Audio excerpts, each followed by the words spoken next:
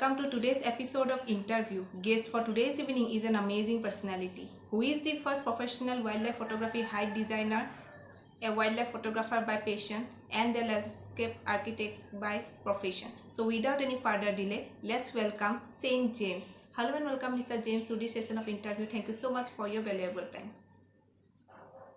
Thank you for having me on the channel, Pallabi. Pleasure to be here. Thank you so much. Welcome, sir. So, as our audience is unaware about your tremendous work, so could you please tell about yourself a little bit, like home and as well as about your attraction towards the field of wildlife photography? Sure. So I'm born and raised in Chennai and Tamil Nadu. While Chennai isn't actually a wildlife destination in the way we consider wildlife today, when I was a child growing up on the outskirts of Chennai, there was a lot of wildlife, small wildlife, a lot of birds, reptiles, stuff like that. And for me, growing up in that sort of environment, it had a very strong impact on me. And then, later growing up and then getting into design, because I'm a professional landscape architect.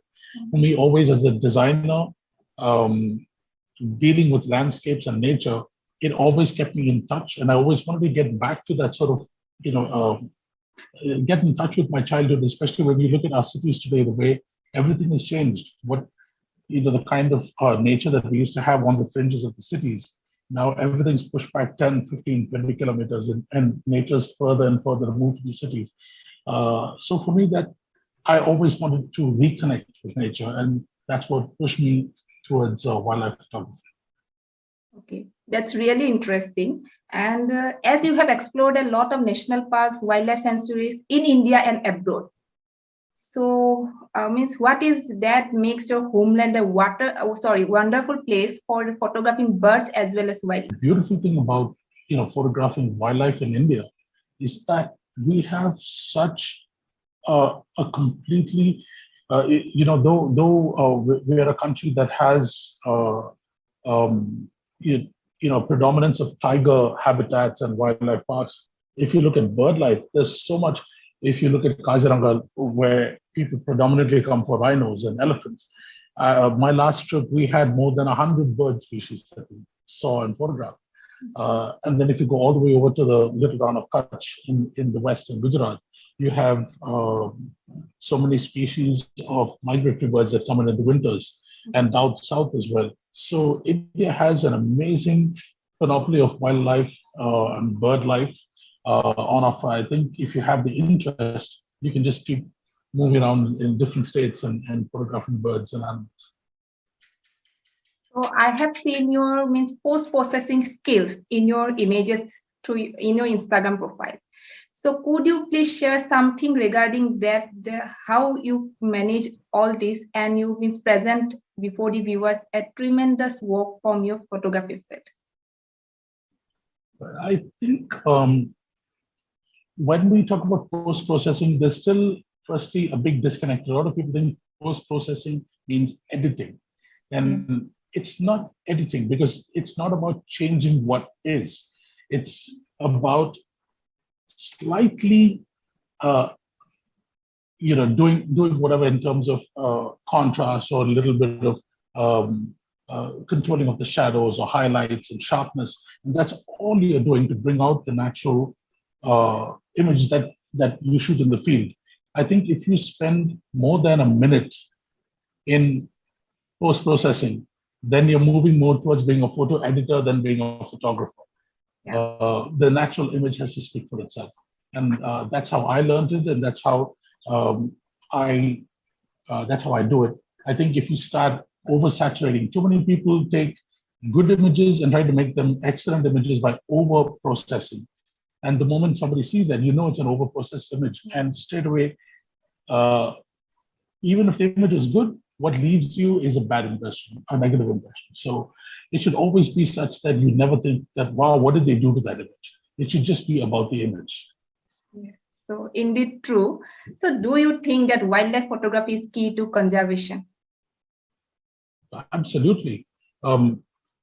It's very simple that today in this day and age, most of the communication that we receive right now, this channel, the fact that we are on social media, you're making this video, we have never met. You're reaching out to me from another part of the country, right? Yes. Is social media. It's about visual, it's about audio, it's about connecting. Because today people don't have the time to read information, unless you really have an interest in it. But an image, especially when it comes to conservation, today people have so much more knowledge because of social media. People know about the different kinds of wildlife parks or photography competitions, which highlight environmental issues and how this conflict between wildlife and human beings, human-animal conflict. So these are highlighted again on social media through images. If it wasn't for images, you wouldn't get people's attention. So photography and videography is the way forward to keep that narrative going, so people are always engaged with what's happening with wildlife. Okay. So you have visited Holongapar Gibbon Sanctuary in Assam. So could you please share the storytelling behind it? How was your experience and all? Oh, that was an amazing place. This was my second time going there. The first was in 2017, and now in 2022.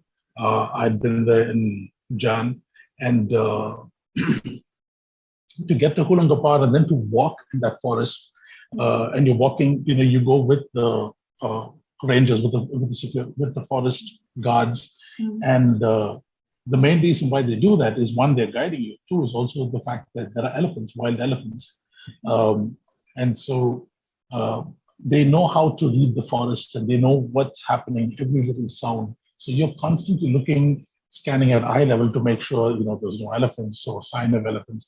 At the same time, you also have to keep looking up, because that's where you have the gibbons, and sometimes you don't hear them call, but they're up in the trees. And as well as the fact that it's not just gibbons, you have other macaques, you have pigtail macaques, you have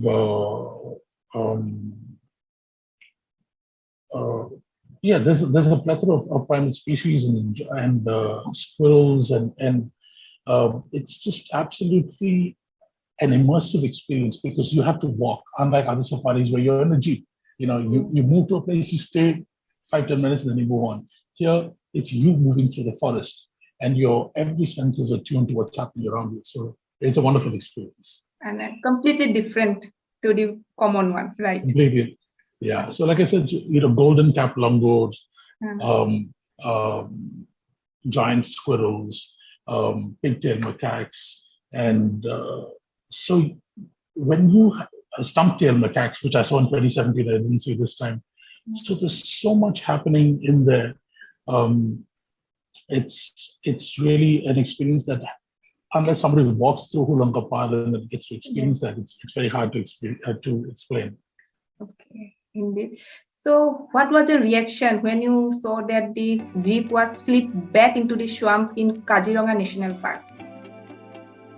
Yeah, so that was a bit of a scary moment, because it wasn't our jeep. I mean, we were driving past, and then we saw that this jeep had kind of slid in. So our first concern is obviously the safety of the people, because obviously you want to make sure that no one is hurt, and then you want to know how it happened. And apparently, these guys got charged by a rhino, or they saw a rhino and they tried to back up, and then they slid in. And luckily, nothing further happened. But it was one of those offbeat moments that happens in a safari, not too often. And hopefully, the good thing was nobody got hurt. But to see a moment like that, immediately, that's the other thing, the spirit that everybody gets down and tries to help, and they got that jeep out in a few minutes. So obviously, it was not an uncommon experience, because they were prepared for it, and then everyone is able to go on with the safari. Okay, it was the one video that I have seen on Instagram till date, that it's really means uncommon, unique experience in the field. Yeah. So let's talk about some of your pictures. The first one is flying kick of Rappel Griffon Vulture, African white-backed vulture in Tanzania. So what was the story? So this is in a place called Dutu, which is in southern Serengeti in Tanzania. And so we had driven out in the morning, and know immediately that there was a kill because we could see the vultures circling in the air. And then as we got closer, there was a large flock immediately around the carcass, and then there were a few other individuals around. And what happens is you always know that there will be some kind of action because vultures, while they tolerate each other, they will also try to assert dominance by chasing off a smaller bird. And so there was this one bird that kept chasing off the other birds. So I waited for this moment, and luckily, as they both started to fight, this one bird flew up and lashed out with its foot and got the other bird in the face. And so I was able to capture that series. So fortunate, but I also expected that something like that might happen. Okay, and that was really incredible. Thank you. It was an incredible but very brief moment because it happened so fast. Yes. So you have to be ready for it. You can't see it and then pick up the camera. So you have to already be looking, expecting that it's going to happen. Okay. So your another peak is the this one golden jackal, which was searching something in the rib cage. So how did you find that moment? So this was an event from 2015, my first tour to Tanzania, and we were driving. This was after nearly 10 hours of driving on the road from Kilimanjaro Airport to our camp in Dutu. And while we entered this place, then we started to see little, vignettes of wildlife and activity happening. And this one jackal obviously was hungry and kept going and sniffing around that rib cage. So there was, to our eyes, there was nothing there. Yeah. But this guy went and he was gnawing, and it was a really, poignant moment that you would think that there's so much of wildlife, there's so much of food, but an animal like that has to depend upon an old rib cage, an old carcass for it to feed itself. So I wanted to make that image, one of my first images from Tanzania. Okay. So you once captured the tiger, which was very thirsty in Kabini. So, and it was making eye contact to you. So how was your feeling at that moment? So that was, we had actually driven past on the track, and we looked down the side track and there was nothing there. And when we came back, this tiger was right there in the middle of the track. There were no other vehicles, and it was luckily facing us. So we approached it, and I was luckily in the front seat. And so I was able to take a video as well as to, photograph it. And the position, because it was looking straight at us, it was, just making eye contact and drinking water. Luckily, there were quite a few puddles because it had rained. And it chose that one puddle in the middle of the road. So to lock eyes with an animal like that, which is so powerful, and as you're photographing it, it's looking straight at you. Yeah. It's spine-chilling. You're completely mesmerized by the animal, but also caught up in that moment. So yeah, it was one of the most amazing experiences that I've had in Kabini. Okay. So as we are talking about tiger, so what do you think about the craze behind tiger photography nowadays? Well, there's good and bad. I mean, there's good in the sense that because people go to, on a wildlife safari to a tiger national park, they get to see other wildlife too. The downside is people tend to want to see only tigers. Yes. And they don't want to see anything else. And I think that's where, the job of the guide matters. But the guide should say why it's important, why this animal matters, what role it plays in the ecosystem. That if this animal didn't exist, the tiger wouldn't exist because the tiger feeds on, but it doesn't happen in many national parks. Even the guides don't care about anything other than a tiger. Maybe they'll stop for a leopard, but they don't stop for anything else. They just drive straight only to see tigers. And while it's obviously a national animal, it's an endangered species. I really do wish people would give as much importance to seeing other wildlife that is part of an ecosystem. Because if none of the other wildlife existed, the tiger wouldn't exist. Yeah. So that's very true. So we are moving to the next peak, which is the Liontail macaque testing a cable in Valparaiso. So Yeah, they were a troop of monkeys, and as you know, monkeys can be quite playful Yeah. and curious. So this guy, this was inside a coffee plantation, and in the coffee plantation, obviously they've got a few offices and a bungalow and things like that. So they have some uh, technology cables and stuff like that. So this guy was hanging on the cable, and then curiously, I don't know what it was. Maybe it was the texture of it, and he suddenly started wanting to chew it. And so it was a very curious moment and a nice moment for me to capture because we're talking about, again, a species that is threatened, was on the brink of being endangered, and then in a human habitat, interacting with elements of human life, like data cables and stuff like that. So, but it was a naughty moment that I enjoyed capturing. Yeah, indeed. So you have once captured the zebra dominance in Serengeti National Park. Yeah. So could you please share the moment with us? So this is something that happens quite often because, again, zebras are social animals. So when you enter a place like the Serengeti or the Masai Mara, you sometimes find large herds of them, especially when they're preparing to migrate. That's when they all come together. And when they come together, what happens is you have a lot of the younger males that try to assert dominance. And so these two were engaged in a battle for dominance. And it's easy to miss it when there are so many animals around, but if you pay attention and you wait a little while, you start seeing one or two animals starting to try to assert dominance over the other, which is what happened here. But tracking them wasn't the issue for me. What was important was that I had some space around them to capture that image.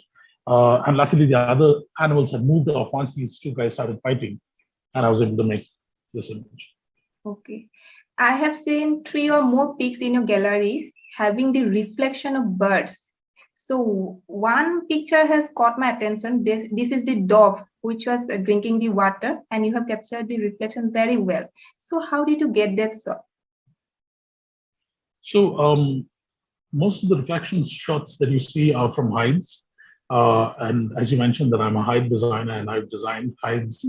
Uh, that image that you're talking about is from the Kipling hide at Pench Tree Lodge in Madhya Pradesh, which I designed for Pagdandi safaris. And so I was on assignment there to see, what were the animals and birds that were coming to the hide.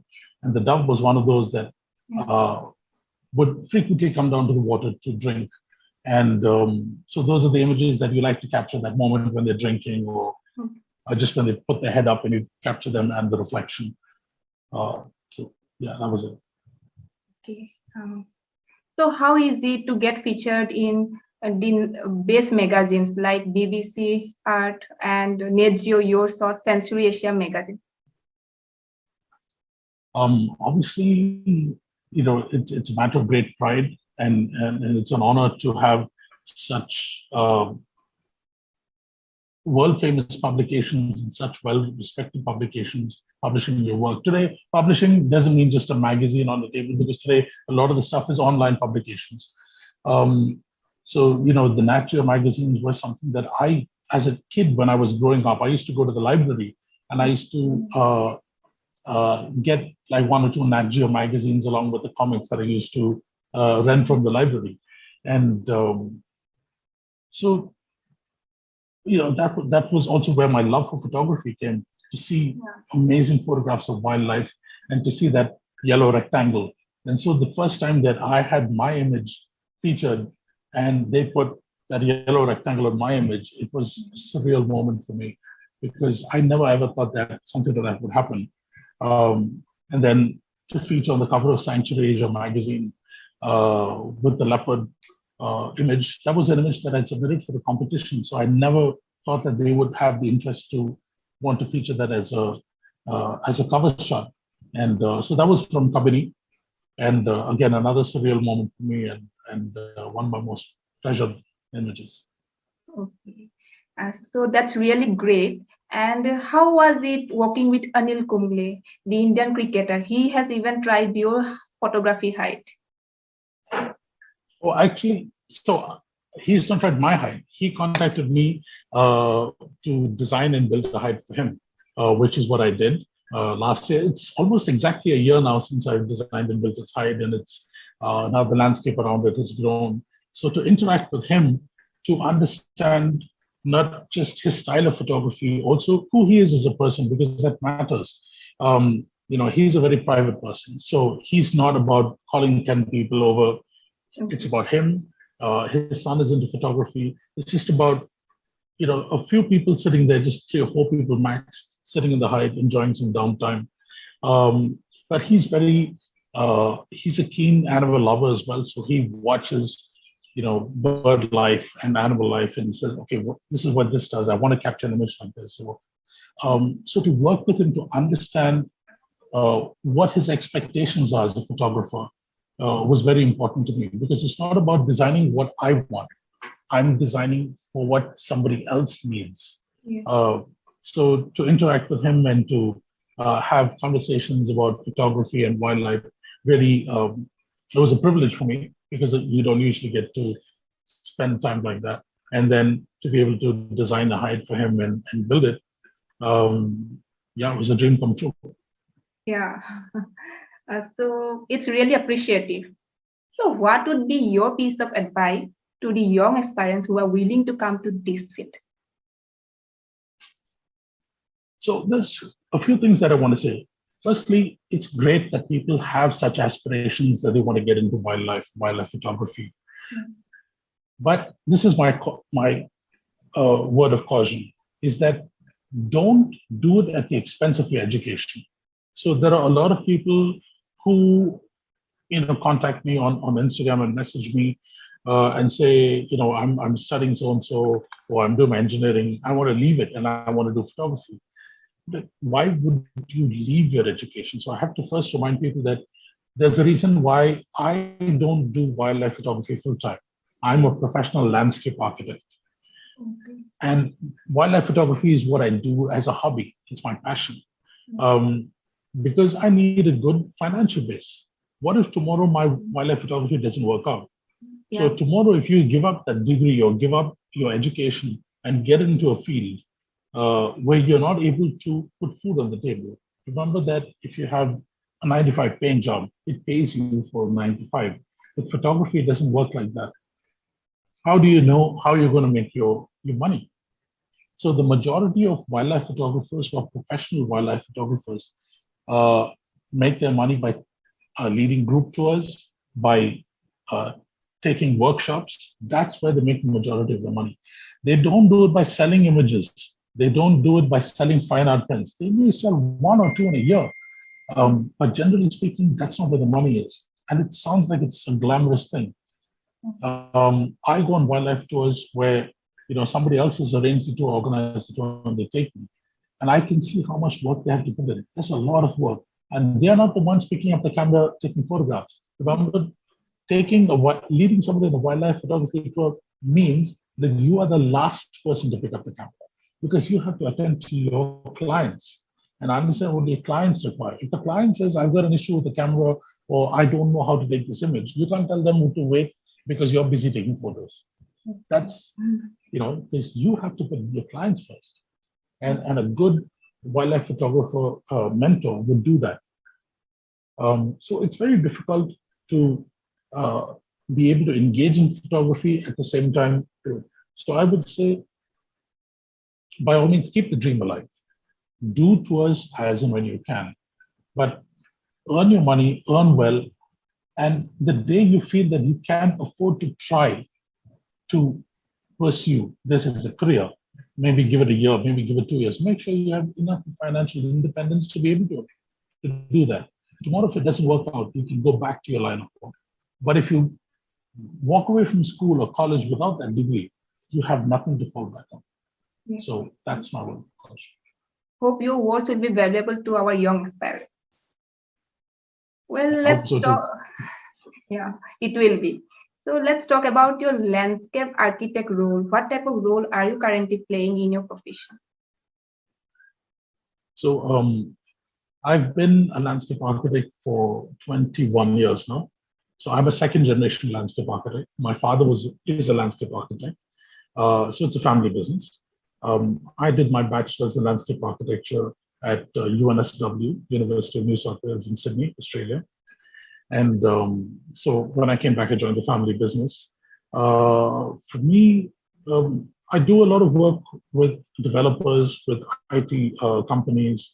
Um, so it's fun. It's because every project is very different, and I'm dealing with nature. I'm out dealing with nature, and it's also a field that keeps changing with the times because it's about aesthetic style, architectural style, engineering. It keeps changing, so you have to constantly update yourself. But wildlife photography is what helps me unplug from that when it gets a bit stressful, and then get into the wild and then come back refreshed. That's nice. So, what are your future plans regarding your profession as well as your passion?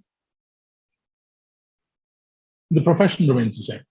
So I'm a landscape architect, and I will always be a landscape architect because that's who I am, and that's what allows me to indulge in an expensive hobby like wildlife photography.